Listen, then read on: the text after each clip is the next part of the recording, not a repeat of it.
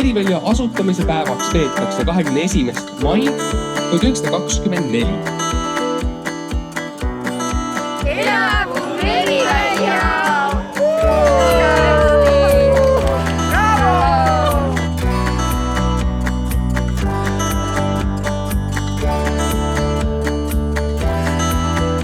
See meeleolu on hästi tore. Naeratavad inimesed igal pool rahvast.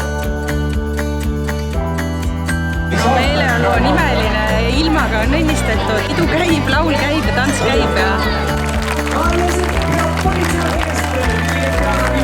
Aitäh teile ja ilusat päeva jätku!